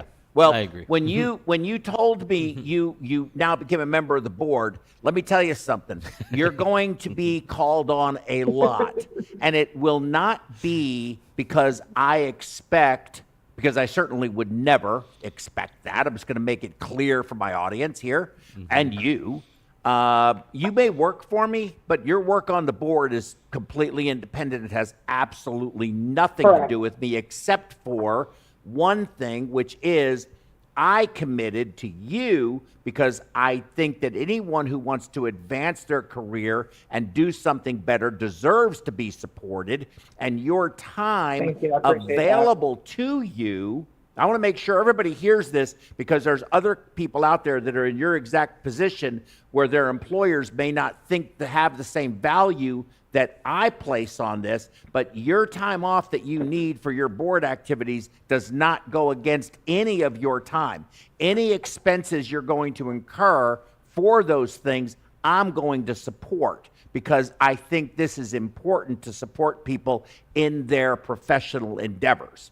So I expect nothing in return except for someone who will at least listen to a concern and take that concern and address it with the powers to be and do whatever you're going to do with it, but not just ignore it because right, and I don't think we're not on the favorite list. that that's abnormal. I think outside of an employer-employee relationship, I don't think that that's abnormal because there's people that have contacted me. There's contacted me to ask me questions about board questions. So I just always make sure that I walk the ethical line of being appropriate in how I responded. But I think that once you become a board member, I think you become a resource, meaning just my employer or a colleague, anyone can come to me and ask me to be a resource for them. I think that that's a responsibility that we take and that we understand when we take that position is that you now become a resource for anybody in the profession. Absolutely. Well, I certainly hope that you develop a relationship with Anne Greccio. I'm assuming you know her. She was previously a member of the board. She's since resigned from that position. You may have actually taken her position. I'm not sure, but you may have. But Anne, of course, she's at Memorial Southwest. You're Southeast, down that way. And Anne is an absolutely lovely, wonderful, hardworking, dedicated, clinically competent, decent human being. And her husband, Sal, who passed not long ago from ALS, was a gem in our profession and in our community. And I'm sorry to hear that. No, it was a horrible loss. It really was. It was a horrible loss because he was just a fun-loving guy, and he trained so many people. He's probably one of the most well-known and well-respected perfusionists in the history of this profession, to be frank with you. And Anne is also just a really decent person. I want to facilitate you two getting to know each other because you're in the same I've never general met her area, before. right? And she's and I think you would find her to be an incredible asset to you because she was with the board for years and never gave me one break either, just so you know. Okay, so I hold true to my standard. I expect nothing from anyone. Joe knows I'm a bit of a maverick also, so. Yeah, exactly. Yeah. You ought to try to be me. Okay. I'm not a pushover. I may drive everybody crazy, but everybody doesn't realize just how crazy they've all made me. So that's pretty much how I feel about all of this. They made you bonkers, Joe. Yeah, exactly. I know, but I wouldn't want it any other way. Yeah. I've talked about this for so long now. I'm going to work for 4 more years clinically. I'm going to stay certified for 4 more years so that I can say I practiced perfusion for half of a century, not half a decade, like 5 years. Oh my God. The last half decade. Whoa. Yeah. No, I'm going to be a half a century. I want to be a 0.5er, a half-timer. We're going to call it a half-timer. Half-timer. Half-time 100. I'm a 50%er. The big 50. That's right. And but that's going to be my last year. So July 1st. No, July. I'm sorry, that's not true. July 5th of 2029. 2028. Oh, 2028? I thought you said no, 79. 2029. Yeah, 2029. 79. Yes, will be 2029, yeah, 50. So that will be the last case I do. I'm gonna have a whole video crew there. Wow. I'm gonna videotape the whole thing. It's gonna be awesome. And I'm going to be the most disruptive individual that they've ever seen in their life. Well, I hope your patient is a Jehovah's Witness. Are you going to be insulting to the surgeon? You're going to take this cardiac please and you're going to be quiet. Yeah, that's right. I'm going to do all kinds of crazy things. But listen, I want to thank you so very much. And thank you for your gracious time. You have really spent a lot of time with us today, and I know how busy you are. So I truly do appreciate it. I wanted to make sure that my audience had an opportunity to meet you, hear your voice. Hopefully I can get you here in the studio with us at some point in time. We can do some real scientific lectures, find out more about because I know we've talked a lot about your political acumen, or not your political, but your intellectual acumen, perhaps, but and ethical, but have not necessarily considered your clinical acumen, which again, 21 years as a perfusionist, I think you have a tremendous amount to contribute in terms of just that basic science and experience that of what works in perfusion. So I think that it's going to be incredibly wonderful to have you around. Thank you so much for joining us. Well, thank you. And thank you for your support. Thank you for having me. And it's been a pleasure. Have a fantastic day. You got a thank you direct from Aksh. And he is a third-year perfusion student in India. Yep. And he sent a very nice thank you, Mercedes, ma'am. Yeah. So well, he's so kind. Oh no, that's the big thing over there in India. They have to call you sir and ma'am if you're like senior to them in education, not age, nothing like that. But since you're a 21-year perfusionist, my ethnicity is Sierra Leonean and Lebanese. My family's from Sierra Leone. There you go. Well, it was really nice meeting you, Mercedes. I do hope to meet you soon in person. I'm pretty sure our paths will cross since we both are part of the same company. Hey, and Mercedes, I don't know if you know this or not, but Samir we've got 3 people. He just got his Texas license. We have 3 people in our group. We have Samir, who actually has a medical degree. He practiced medicine in India before coming back here, and he didn't want to have to read for about 8 years. He didn't want to do another residency here, so he just said, "Hell with this," and he went into perfusion. So now he's with us. So he's going to be taking his board. Well, maybe I'll see him when I come sit ECMO up there one day. Maybe I'll see him. Oh yeah. Oh, I want to learn ECMO. I've been trying to get Joe to get me in. That was one of my things I didn't have enough exposure to, in school. We were talking about that, but I can't wait. I'm all about trying to learn as much as I can about ECMO. We can do ECMO drills. Let's do it, Joe. Make it happen. I'm gonna make it happen. But anyway, thank you again, Mercedes. You be safe, and we'll see each other again very soon. Thank you. Bye, Joe. Bye. Bye. That's going to be somebody in the future who is going to make some big differences in the. Yeah, I do. I see everybody starting to. What happened? Did we lose something? He's down there messing around. The feed just. Oh, I don't need to worry about that? Okay. I'm sorry. But our monitors are going crazy. They can't see it. I can see it. I don't know what's going on. They're pushing buttons back there, Joe. No, I see the board is really changing. They've got I was looking at it online, a whole bunch of new faces and new people and you got to do fresh that, ideas and things like that. You can't stay stagnant, especially because medicine is dynamic, right? Perfusion was static for years. The board was the board for years and years. It really didn't change much. Yeah, it's changing now, Joe. This is a big change. I'm seeing a big change. But I do, what is your thoughts on that? I've got some serious concerns about several things. And I know we're going to be limited on time. And Aksh wants to know about my case yesterday, which went fine, by the way. I personally feel that you do need to go with the times. A good example, and since we're here, and we are in the Fireside, and we're supposed to be talking about what we talked about anyway. We're in the Inferno.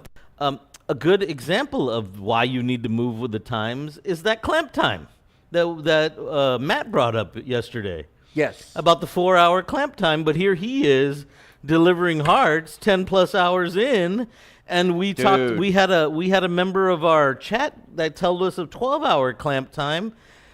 So is the 4 hours real, Joe? You're saying cold storage time. Cold storage clamp, like ischemic time. Sorry, let me rephrase. Ischemic time. Mm-hmm. Is that 4 hours? And now there's places throwing hearts away after the 4 hours. It could be like 4 hours 30 minutes. They'll chunk the heart, but. Maybe they need to revisit that. Maybe right, or maybe NRP does something in a way to condition it. Right. Because what is ischemia? What is it? Well, ischemia is not delivering blood to a tissue over whatever given time. But to make it ischemic, it has to be lacking something, right? Oxygen. But needed oxygen. Yeah, needed oxygen. Not just lacking oxygen, but lacking needed oxygen. Correct. So what if you don't need oxygen and you're cold? What I'm trying to say here is, that's what I'm trying to say, is Yeah. maybe the method of NRP and then the Del Nido solution for preservation in the box that is not just ice but controlled temperature, Correct. we're going to have to re-examine what are those limits, because ischemia is different at different temperatures, Absolutely. different metabolic states.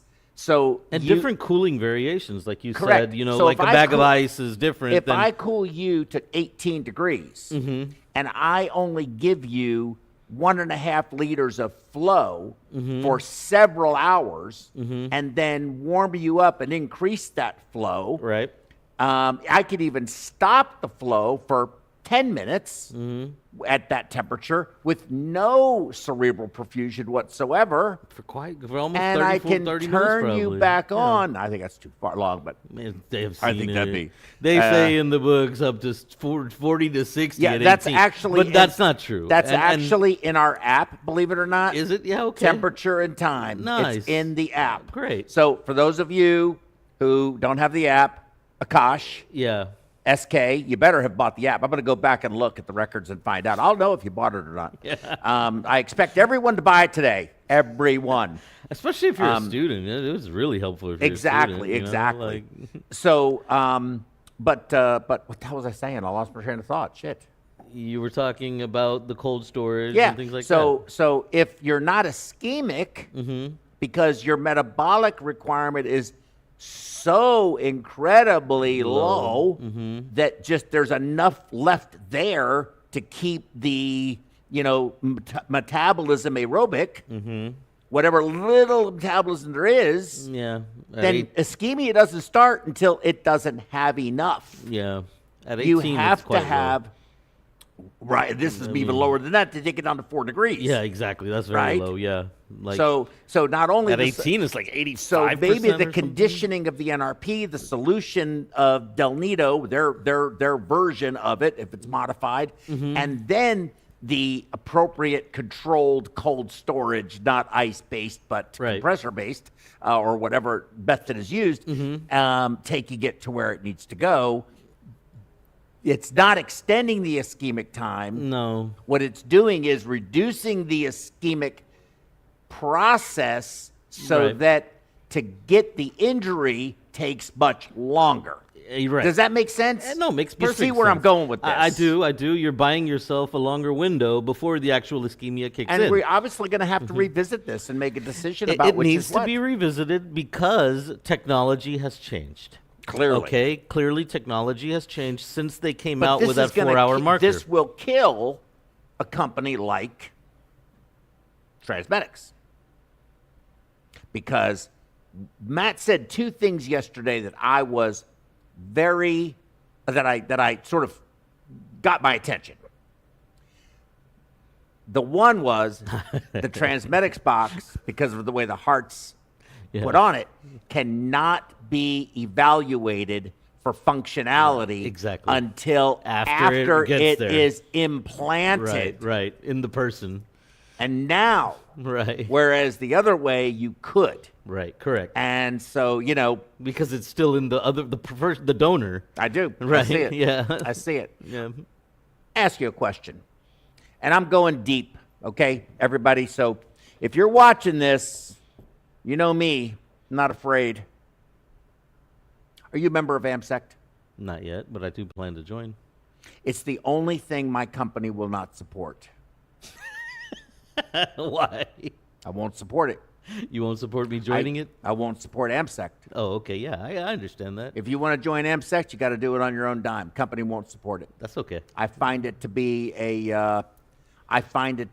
an organization that lacks the integrity that I expect. So something That about is me. my opinion. So something about me that you'll quickly realize. Now, you want to join the American Academy? Oh, I'll I'm pay going to for join that too. Yeah. I'll pay for Oh, I that didn't know one. that. Okay, yeah. I plan to join. I'll Joe, pay for the I'm academy. very big about learning my I- own lesson. You I know won't what I mean? pay for AMSECT. So I will join them until I see that it's not worth joining. I usually like to form my own opinions. You know, even like I told you about you. You know what I mean about joining this company. how I was given advice by a particular previous employee that you had, and I'm not going to bring the name up, Yeah. but we had this conversation. Was it one that I had to let go? It was, and I told you about. But Yeah. But bottom line is, I was told not to join your company No, because 'cause I'm terrible. Because you're an ass. I am horrible you human know, being. and I was told I'm this, horrible. In case you know? anybody didn't know. And I didn't have that experience with you. We had a wonderful phone conversation, and every interaction I had with you was great. So I'm very big about forming my own opinions. You know what I mean? I won't let somebody else tell me that you suck, or they suck, or AmSec sucks. Until I don't want to tell you what I don't want to tell you what I call them. But you used the word. But because you've It now is warned me, but because you've now told me, I'll keep my eyes open. You know, but for me, I like to experience things on my own. It's Well, I can't support this micro certification thing. And I understand all. that, and that is worrisome. I don't. You know, I don't support I it. don't like it. But I'm not going to write them off based on just not liking one thing. And you I know don't what think mean? Mercedes So, is going to like this, but I don't support state licensure either. No, No, it doesn't make any sense whatsoever. you think it should just be like Florida does and National certification. national The American yeah, board. That's how Florida does it. National Yeah, they certification. don't have a state. No, I think the American certification. right because really all I'm doing is duplicating what I'm sending the Yeah. board to the state, and the whole idea of state licensure, in my opinion,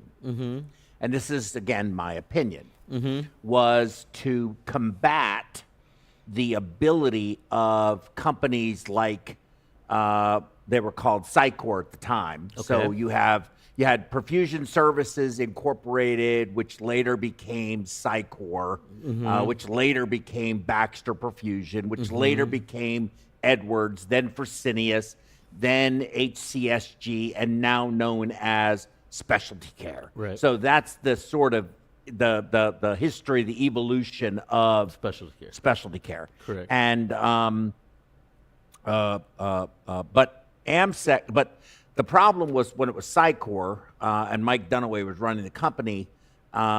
It was they were gobbling up accounts all over the country, and they were they were basically just a behemoth.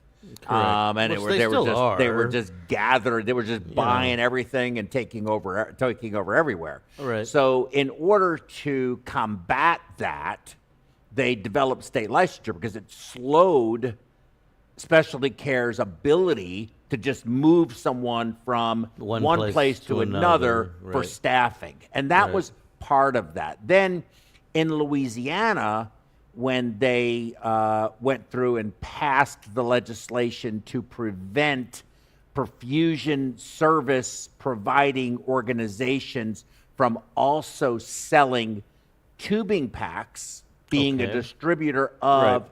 any kind of Hardware. perfusion related materials to the right. hospital, Right. which is was a huge part of Psycor's program, where they had a turnkey kind of they give you everything. You get the pump, you get the perfusionist, you get the disposables, you get everything, you get a bundled price. And so by creating the legislation in Louisiana to prevent, and this was because of a guy by the name of Mike Bradner is actually the person who did it. And I can kind of understand his reason for it, because he was getting blocked out he was working, I don't know, he was distributing Terumo, I guess, and Psycor, later Baxter, was selling their Baxter Spiral Gold oxygenator, which was horrible. It didn't work worth a damn. It was a terrible product. So the Terumo product at the time was far superior. Correct. But because Baxter had marched into Louisiana, they were compelling their perfusionists to use their product. packs. Right, which makes sense. Right. And so that's how that legislation came. That's why that legislation was passed.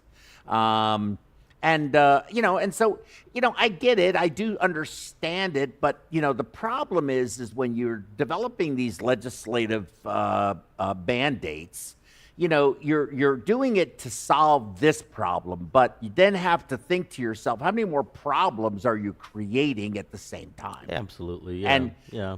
Almost always, every legislation that is designed to help someone, It's going to hurt at least 10 others. it just always does. You can't please. You can't.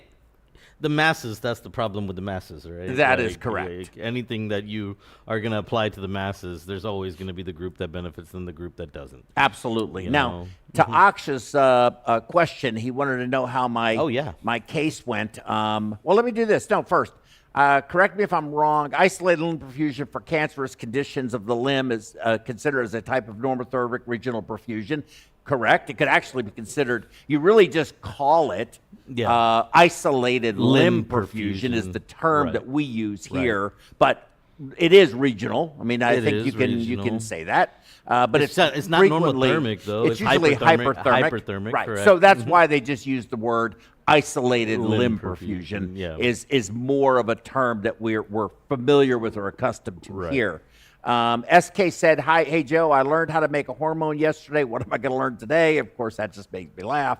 I can't. That made me nothing quite as pithy, I'm afraid. I don't have it in me today, but usually I've got jokes, maybe not today. And then what are this is from Aksh again, then what are the tests performed to be sure about the donor heart would be in sync with the recipient's immune system, since post-transplant acute or hyperacute rejection are sometimes big issues to be seen? That's typing. That's type and typing, cross-matching. HLA typing. They do all that. IgG. Yeah. There's HLA's big. That'll check. They do NAT testing. Exactly. And if you don't know what NAT testing is, it's nucleic amplitude testing. Exactly. And that's a very sophisticated way of looking for anything. Yeah. So actually, I would recommend just briefly Google some of these, like HLA. Don't go too deep because these are very deep subjects. Yeah, especially HLA. It's above my pay grade. It's hard stuff. Immunology, in a general sense, the whole subject is pretty damn hard. It is. I struggled hard through it when I was in med school. It was a hard subject. But if you just briefly get the understanding of what it is, human leukocyte antigen, that's what HLA stands for, they do all these tests to make sure that it's going to work. Problem is that the passing score for like an HLA is not a perfect match, because you'll never have a perfect match because that has too many variables. So they say that, 75%. I don't know the actual number. You'd have to Google that. But there's a certain percentage where if it's enough of an HLA match, they'll go forward. And sometimes you still end up with acute rejection, hyperacute rejection. You can't, because there can never be a 100% match, because we're all unique individuals. We all have unique anatomical makeups, unique physiological makeups, and even more than that, very unique immunological makeups. Okay, no two people's immunological makeup is at all the same.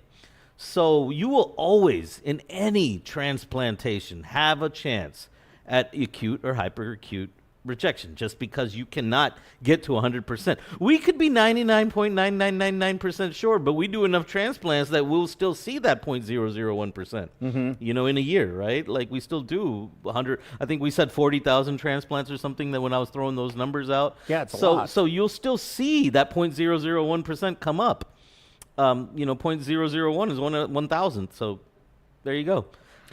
That's that. So let's do this if I can. How are we doing on time, guys? We're all right? We're still all right? About 10 more minutes? Yeah. Okay. Okay, next week is going to be PerfWeb 102. We are going to go to, let me close this out. Okay. We're going to talk about, so it says here that I'm first with myocardial protection strategies. Why do we still see RV dysfunction and failure? I'm still going to do that one. Right? Or no? You're going to do So you're going to do major organ autoregulation thresholds in my place, and I'm going to do that one on the next day. We're just going to flip those two. Okay. What is reperfusion injury? Because you can't be here on Wednesday. Exactly. Okay, that's no problem at all. Okay, that'll work. I can do that. That's no problem at all. So I'll just move mine the 9 o'clock on Tuesday to your 1220 on Wednesday. I'll just do that day, and you'll do this day. So you'll be in there with your major organ autoregulation, and then you'll still be able to join me then on Thursday for the roundtable like this. And I have enough knowledge of them that I should be able to contribute meaningfully. I have a feeling you're probably going to have a lot more knowledge than me. I might need some help on yours. I was looking it up last night too. I was doing some additional reading on organ. Well, major organ. Yeah. No, major organ autoregulation. But I've got to start working on that. I'll do the autoregulation one. You're gonna. Oh, you're doing that one. Okay. You're gonna do reperfusion. Right. Okay. Good. Okay. Good. I think you, as a perfusionist, should have enough for the reperfusion injury portion. You've been dealing with that for 41 years. But I'm just doing 40, 45 years. Yes. Well, reperfusion injury is a really weird thing. It's not isolated. It's not isolated just to the heart. No, it's everywhere. Anywhere where we cut the blood supply and reintroduce it. Correct. Yeah. But you have to have a sufficiently long period of ischemia for injury to have at least begun before reperfusion injury can even occur. Yep. Right? So you can have an intermittent cessation of flow, but if there's insufficient ischemia for injury, it's just like the brain. We talk about warming all of the time. With the brain, though, it's a little different. What dies. Yeah, it's not coming back. This is true, but it can be injured. Absolutely. It can be injured, but not dead. Not dead, correct. And so, but then when you reintroduce, that's enough. It's not to dead. Kill it. You have to have an injury for reperfusion injury to occur. Because all you're doing is taking an existing injury and extending that injury. Right. You're not going to, but that's the thing that you have to. Well, extending it and making it worse. And making it worse, yes. Correct. Yes. It usually turns out worse than it started out. Yes, because you have hydrogen peroxide in all of your cells. Hydroxyl radicals, you have superoxide radicals. Yes. These are nasty, nasty beasts. Especially hydrogen peroxide. This is ugly, ugly Well, guy. that's what it turns into. Yeah, and that is what it basically turns into. It is. And it kills, it just wipes it out. Well, it turns into peroxide. Remember that. Superoxide peroxidase. Yeah, superoxide peroxidase. Because if it had the hydrogen, it would be more balanced. The problem is it lost that damn hydrogen. Correct. And now it's ugly and looking for something to bind to and rip apart. Yep. And it finds it in whatever cells are around. Yep. So I think you're going to do just fine, Joe, on that topic. I really think this is your topic. I'm thinking we're going to move. No, I think what we're going to do instead, instead of that. You want me to go on one day and you to go on another? I think we're going to move both of mine I think that's what we're going to do. You know what? I think you know a lot more about this than I do. So I'm going to change gears. I'm going to put major organ autoregulation thresholds at 9 o'clock, your reperfusion injury at 10:15. Okay. I'll do my 2 talks on Wednesday. Day 2. Yeah, that works and too. And then we'll revisit each other on the on Thursday when we go through the roundtable. Okay, this works good because I had also been already brushing up on my reperfusion injury stuff. I think you're a better choice. And then I found out just yesterday that I have to go do this orientation. The deep science on this, you're going to be a lot better out than I am. Things are moving a lot faster now that I'm certified. Now that no, you're not certified yet. No, not certified. Sorry, licensed. Yeah, licensed. Licensed. That's the word. I don't know the lingo. People. We're gonna have a party for your certification. Yeah. Oh, but right now, licensure. Well, I got my certification exam next Friday. One of the 2. I know you're going to do well. So there is that too. I'll see you all Wednesday, April 9th. Also, want to tell everybody, I'm going to be setting up our new programs, and I am on my way to, at the end of this month, I am going to Syracuse to visit with Bruce Searles, the head of the perfusion training program up there at SUNY. And we're going to be introducing some additional programming with them up there. There you go. And we're going to be also reintroducing, bringing back in my dear friend, dearest of friends, which you all know, Tabby Kuthulni, Dr. Kuthulni from Thailand. She is now in perfusion school here in the United States. She is going to graduate and she is going to be our CCP PhD physiologist extraordinaire right here in Houston, working with us, and an integral, because she loves PerfWeb, and she is going to be a absolute rock star here with us on this program. You all are going to absolutely love her. You've seen her before. She came and gave a couple of lectures. She flew out here all the way from Thailand. And she is a lovely, lovely human being and extremely smart. Oh, my Lord, have PhDs mercy. usually are.